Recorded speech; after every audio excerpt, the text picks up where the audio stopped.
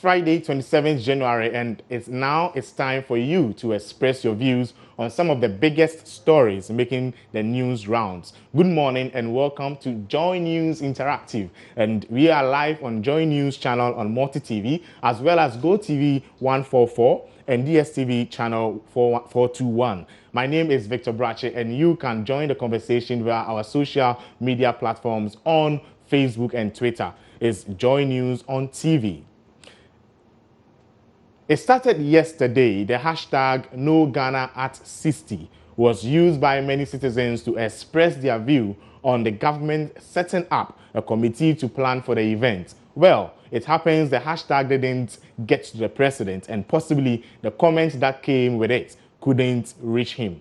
A list was put out to the public with the names of the people who will plan the event in March 2017. But not all citizens were against the celebration. Others believed it was necessary for Ghana-At60 to be celebrated. We post a comment, we put a post on Facebook. We're going to read a couple of your tweets and also your comments on Facebook so that we would get to know what people are talking about. But as you can see, yesterday, early hours of 9 a.m., someone in Kumasi by name Kojo Dixon shared a post on his wall talking about hashtag #NoGhanaAt60, where he expressed his views about it not being necessary for us to celebrate Ghana-At60. But AM Show spoke to John Jinapo, who also expressed his concern about this particular story that is making the trends. Let's listen to Abu Jinapo now. What would be the legacy of Ghana-At60 celebration? Some discussions are ongoing between stakeholders, among stakeholders in government, at a very appropriate time, sooner than you think. You can imagine we're going to come out with some initiatives and programs and roadmaps in relation to the 60th independence anniversary celebration of our country. But you should be rest assured that we're going to have a few worthy and dignified legacy projects for the 60th anniversary celebrations. That's certainly what happened. For Ghana-At50, for instance, we know the Secretariat actually put in some plans to internally generate funds. I mean, there were a lot of things going on to raise funds to fund the celebration. Do we have that also for Ghana-At60? The committee members will meet, deliberate, and come up with a strategy of dealing with the 60th anniversary celebration. But on top of my head, and personally, I think the guiding principle for the committee should be to package this anniversary celebration in a way that will be so attractive that key stakeholders or players or private sector players will be interested in associating or partnering or subscribing to this anniversary. So let's say we should be able to package this celebration in such a way that Joy FM and its competitors or Joy News and its competitors will be very eager to be the official media broadcast, what have you, for the celebration or associated with the celebration. And the celebration is so attractive that you want to be the official media outlet, and that in itself generates competition, and that can be a source of funding for the committee. So this is a task that we have to surmount, an intelligent, skillful approach in getting the 60th Diamond Jubilee celebration so attractive that, for instance, the telcos will be competing among themselves to partner with us in respect of this anniversary, or that this or that. But that is a task ahead of us which we are going to have to intelligently deal with. But can you assure us that in going to these corporate organizations, I mean, we will not be taking loans, because in the past celebration, we had to take $11 million loan from Fidelity Bank just to celebrate. Well, I've told you that we're in a completely new era. But I've said this lightly, that 50 years ago, it's 10 years ago. We are 60 today. And 10 years in the life of a human being is not mean a span, let alone a country. we must have learned some lessons, and we must be moving on. What do you say to critics who say that we could have channeled these resources that we're using for the celebration into other areas? For instance, the power sector is struggling, though it has stabilized a bit now. There's more we can do. What about the power sector, what about education sector? What about building a power plant as a legacy project for 60th anniversary?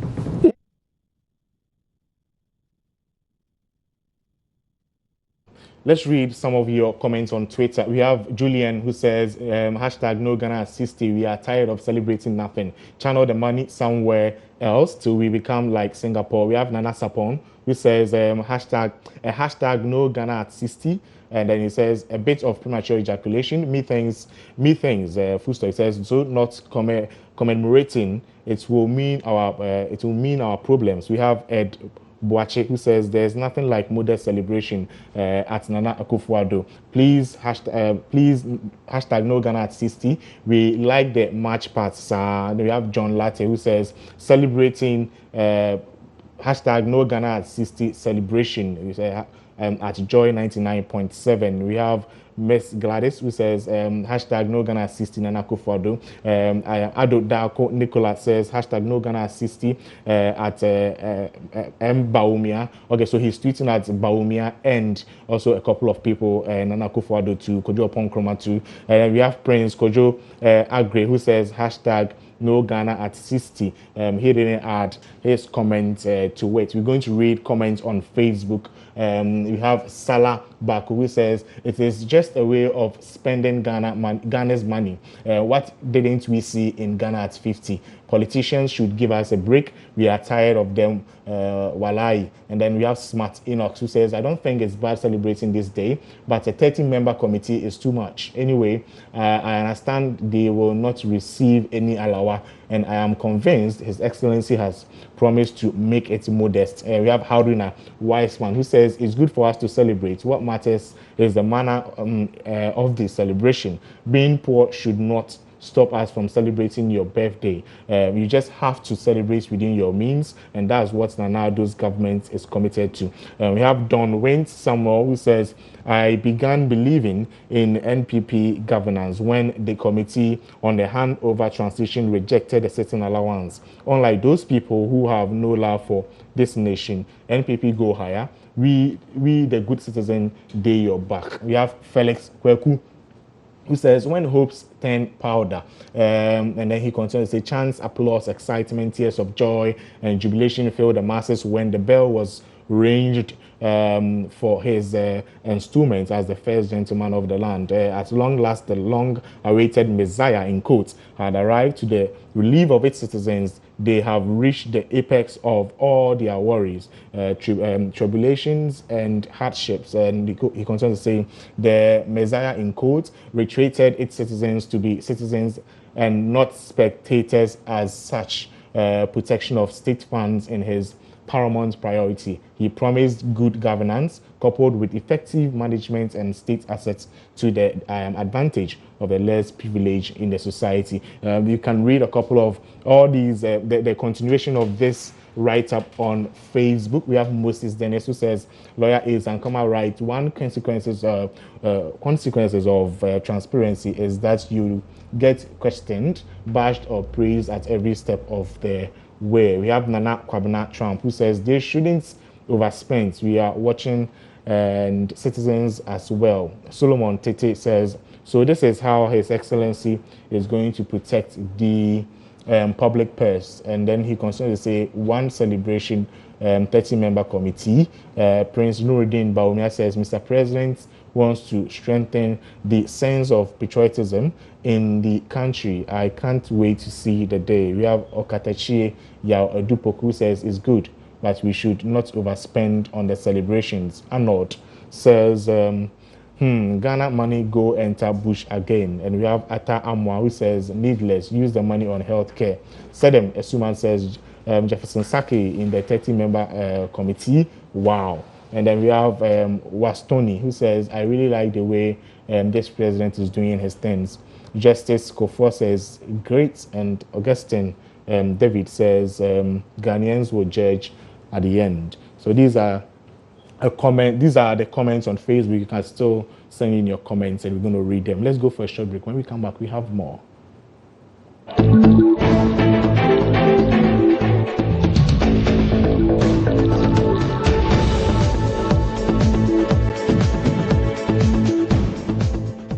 So we've been sharing a little bit of information on our Facebook page. You've been engaging with us, talking to us, sending in your comments. We'll be reading them. But the EC has released a timetable for the election of Council of State nominees. Among them is a young person believed to be in his 20s, that's 21 year of age, with the oldest at 71. Joy FM is organizing a debate next week on the relevance of the Council of State.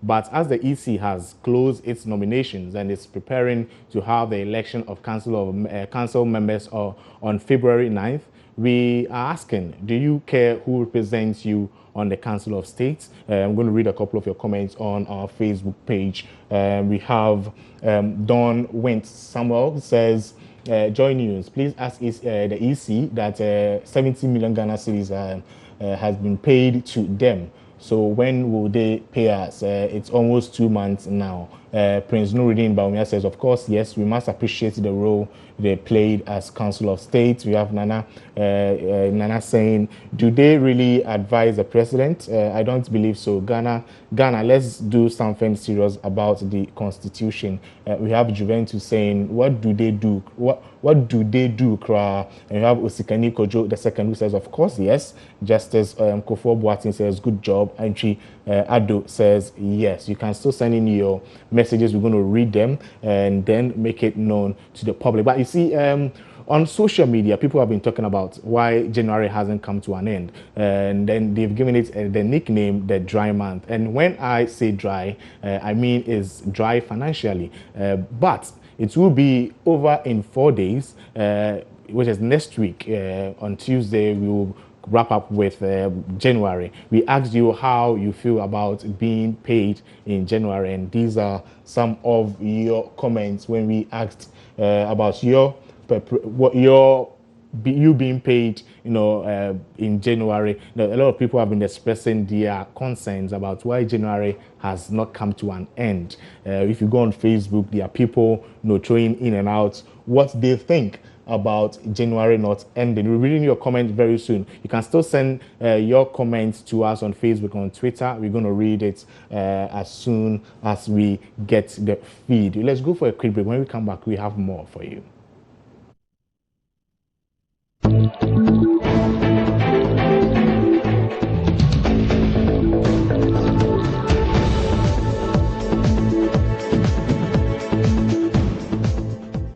Let's go on Facebook and check your comments on the post we shared about January. I'm going to read a couple of your comments. We have Simon, who says a petition has been written and sent to His Excellency Nana Addo to consider and divide January into 2 months. January is a month with 60 days, 2 in 1. I am a citizen and not a spectator nor a subject. We have Prince Nuruddin Baumia, who says, very hilarious, Joy News. How I feel after being paid should be confidential. We have Sandra Sintim, who says, no, still I have not been paid. I have 1 week ahead of me. I'm seriously broke. And we have Juventus, who says, I wish it could be divided. We have Sofo Abdul, who says, fuel price keeps on going up. We have Ajay Kofi Dennis, who says, January has to be divided, at least January 1 and 2. We have Kwesi Barnes, who says, who told you we have been paid? Still have 2 weeks ahead. And we have Nicholas, who says, Master, I don't die finish. So these are some of the comments on Facebook. You can also keep sending your comments. We'll be reading them as the show goes on. But as you can see, the Facebook comments are still there. The posts are still there. You can still relate to us and talk to us. Share your comments, and we're going to read them as the show goes on. We're going for a quick break. When we come back, we have more for you.